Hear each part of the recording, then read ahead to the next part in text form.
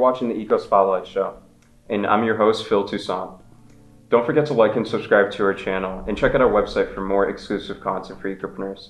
Today I have with me the founder of Green Team Junk Removal, Fred Cullen. Thanks for being on the show, Fred. Thank you, Phil. Green Team Junk Removal serves residential and commercial properties, right?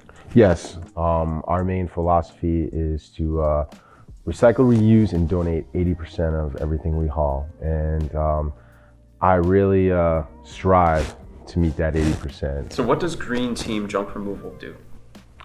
We come to your house and we dispose of any household items. They could be mattresses, couches, any type of furniture, toys. We pretty much clean out everything in your house. That is what we do. We make sure that it's done efficiently. We make sure we do it as safely as we can, and that we're meeting all our guidelines. How long have you been doing that for? I've been in junk removal since 2016. What is Green Team Junk Removal's process, and how do you guys recycle the materials that you collect? Walk me through exactly how you guys conduct business. So, okay, I have a couple of beautiful things going on in my company. One, we work with Habitat for Humanity, okay? I love their motto, and we work with the resale store in Ashland. What the store does is they raise money, okay, to help fund families when it comes to building the homes. Okay. What we do is when I go to an estimate, anything that I believe that can be donated to Habitat will go right to that Habitat store. We also assist Habitat for Humanity, the Ashland resale store, in deliveries. And I feel as though it's a way for my company to give back. We do charge, there is a fee involved, but it's very, I try to keep it very small, you know, and we'll bring stuff to the families that purchase it there, because they don't have any way of getting that couch or getting that desk to their house. So my guys will swing the truck over, we'll pick it up. And I normally do that on like Tuesdays. I try to find 1 or 2 days a week that we'll do deliveries. When it comes to our recycling factor, we only dump at Harvey's.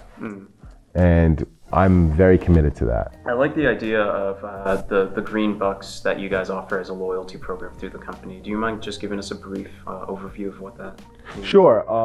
What the green bucks are they're $25 vouchers off of $200 worth of junk removal. And you can use them on any one of our jobs.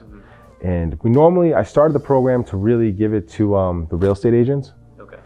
So if they ever had a client, they can pass the green buck off to the client and then give it to us. Okay. What we'll also go ahead and do is people do reach out to us and say, hey, I've seen that on social media. So we honor that as well with our customers.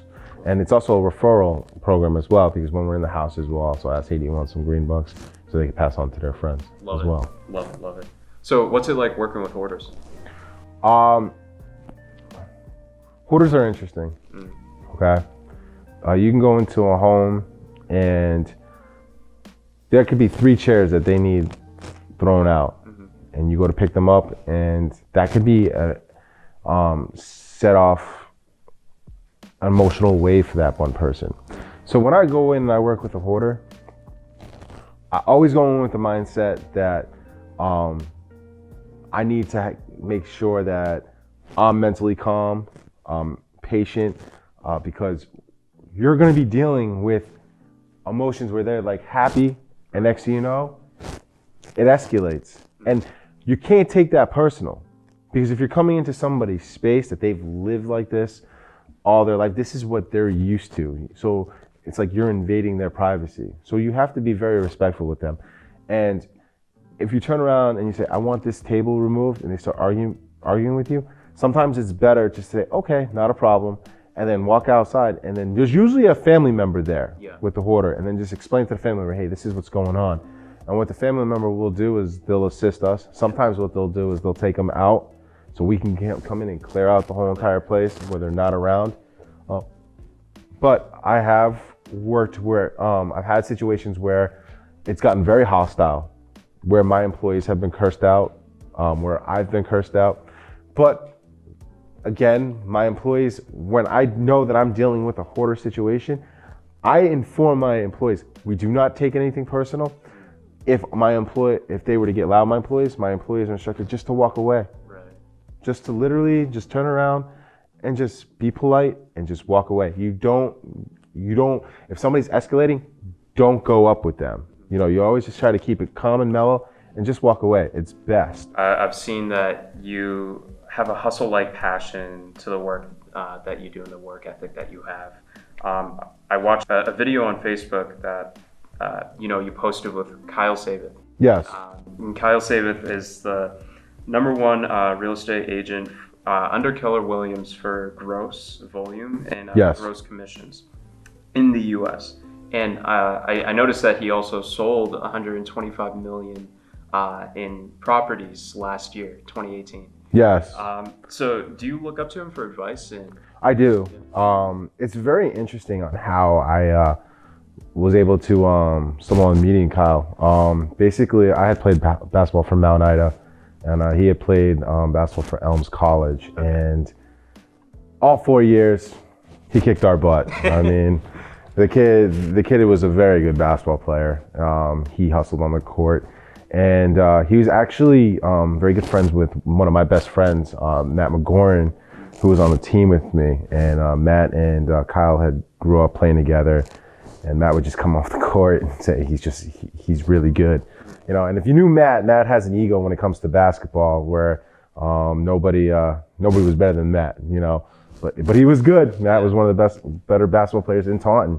So he would challenge anybody, but he always gave Kyle's respect. So what happened was, back in October, okay, I was very ambitious. I really wanted to make sure that I got the green team name out. Okay. And obviously junk removal kind of sometimes dies down with the season, but we were also a new company. So I needed to get the name out there. Right. So what I did was I reached out, I got the list of all the real estate agents for Keller Williams in Massachusetts, and I emailed and phoned majority of everybody on that list. It came out to 3,200 real estate agents. I met a lot, and I stumbled upon knowing Kyle. So it's funny because when I realized I knew him from college, from playing, it was 11:30 at night, and my wife looked at me and she goes, "You're gonna contact him at 11:30 at night?" I'm like, "Yeah, why not?" Right? So I shoot off the text, and next thing you know, in 20 minutes, he's like, "Hey, what's going on?" I was like, "Can we meet?" You know, and when you know somebody with that has that level of success, you want to sit down with them, and you really want to get a grasp of what they do to be that successful, you know. Has this inspired you to be an entrepreneur and Yes, pursue an entrepreneur? it has, because when I sat down with him, you know, pretty much opened up. He's like, you know, it's not easy, you know. You have to put everything you have into it. You need to be passionate. You have to like what you're doing, and you have to really go all out. And one of the things I had to learn, okay, Phil, one of the things I had to learn, and I think maybe every rookie business owner suffers this. And I mean this when I say this, it's not about the money. I believe, my personal belief, okay, is if you go into a business and you just concentrate on the money, you'll fail. Why do you say that? Because your attitude's going to be different. I believe that the passion's not going to be 100% there. It's kind of like my own mistakes maybe I've made in the past, you know, and you sometimes you don't treat the people with respect, right, dignity, and sometimes you don't treat your employees with respect and dignity. And if you're concentrating just on the money, I think it's one of the I think it's a thing that could really hurt you as being an entrepreneur. You know, did you get that from your uncle when you were growing up?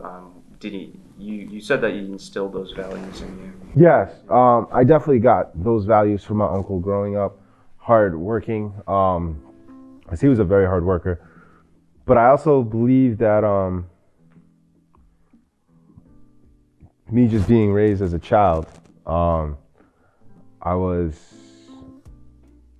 childhood was horrible.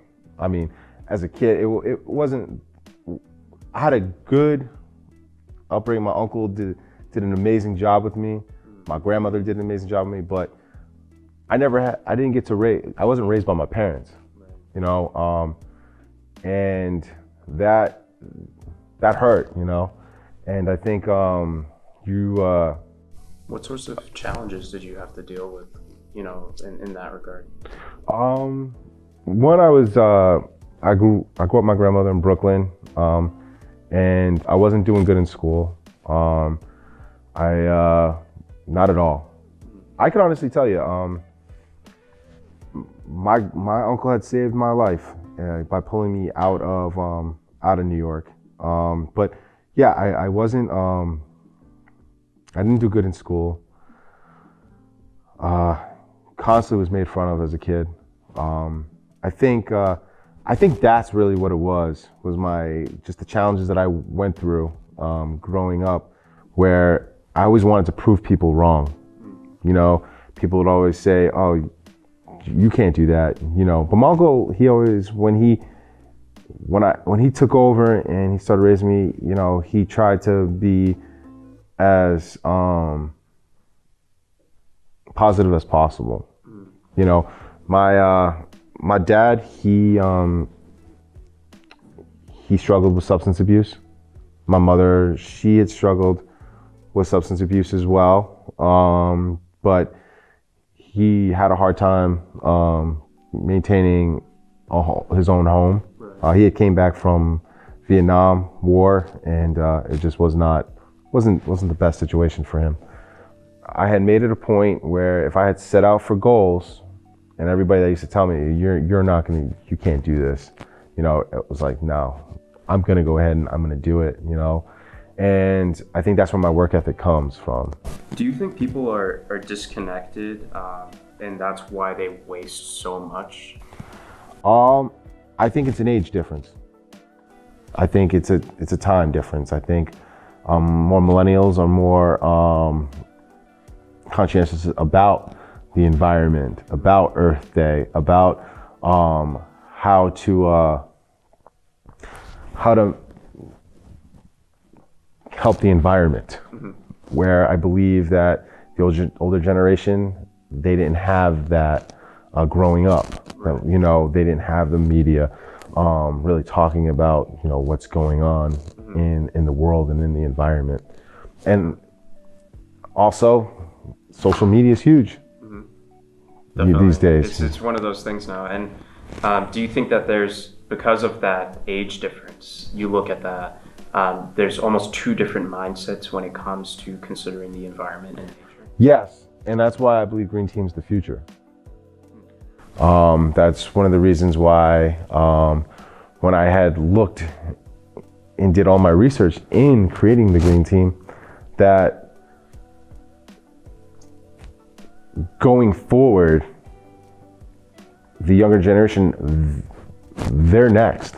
You know, they're up and coming, and their mindsets are going to be more on sustainability, more on recycling, more on the environment, more taking a pride in, instead of just throwing something into the landfill and trying to find a way to actually dispose of it properly. So why don't you walk us through exactly start to finish how we're able to work with you guys. So I give you a call. Yep, you give me a call, I come out, I give you an estimate. If you want to go with us, we'll schedule a time. And you actually hired us. Yeah, I did. So I did a job for you. So you understand how our process works. I try to make it as easy as I possibly can for the customer. Things that I think we're very fortunate to have is our employees. They're really good and they're really responsive. And trust me, when I tell you these guys just want to get in the truck and go, when I give them their sheet in the morning and I'm saying, this is the 5 stops you have, they're off and running. Because I got to be honest with you, as I'm building this company, right, You see me on social media, see me sometimes stop off at these jobs. You see the photos I put up. The photos I'm not doing. People are saying, oh, Fred, you do great photos. I'm not doing it. It's coming from my employees.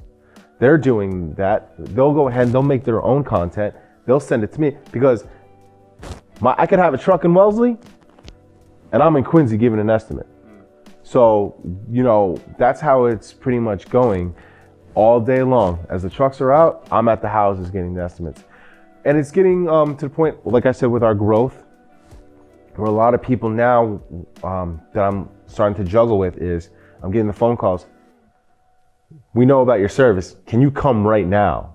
So that's where I'm starting to build on as well. Because if we have, there's days we could have 6 or 7 jobs in a day, and then somebody could turn around and say, I have a whole house I need cleaned out today. I got to be able to maintain that because I want to make sure that I can provide my service for my customers. Why do they suddenly need immediate service? So I had a perfect phone call yesterday. A woman called me in Cambridge. She trusted her brother over the weekend to get rid of some stuff out of her office.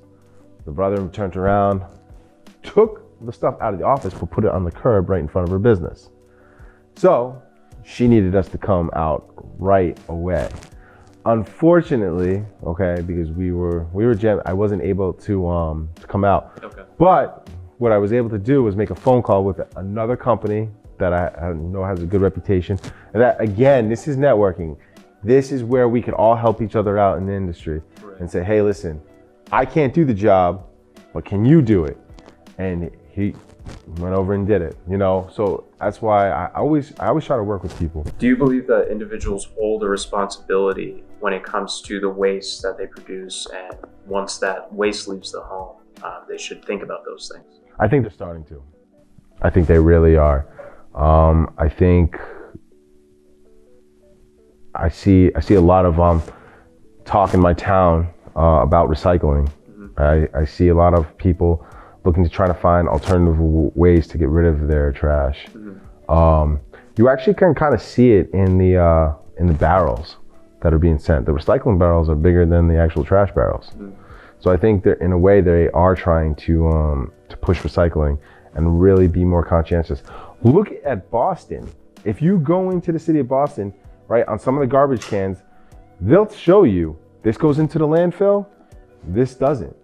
So I think they're really trying to find different innovative ways to really educate the public on recycling. Climate change is destroying the planet. It's inevitable, it's undeniable at this point. There's estimates that say we have a 10 to 20 year period in order to make the effects not irreversible. What's your message to our viewers about how we should combat climate change in the ways that we can? I think honestly they should really look in their house, and when it comes time to dispose things, instead of just throwing it into the trash can, really take a look. It takes 2 seconds. Do I recycle this or do I not recycle this? And really educate yourself as well. And in your house, I think you should also find a destination. They're there, you know what I mean, with the recycling bins. But I think they should find different alternative ways to reuse products. If there's something in their house that can be reused or repurposed, they should do that. Well, thank you for being on our show today. I appreciate it. Thank you. Thank you. Don't forget to like and subscribe to our channel, and check out ecopreneurmedia.com for more exclusive content.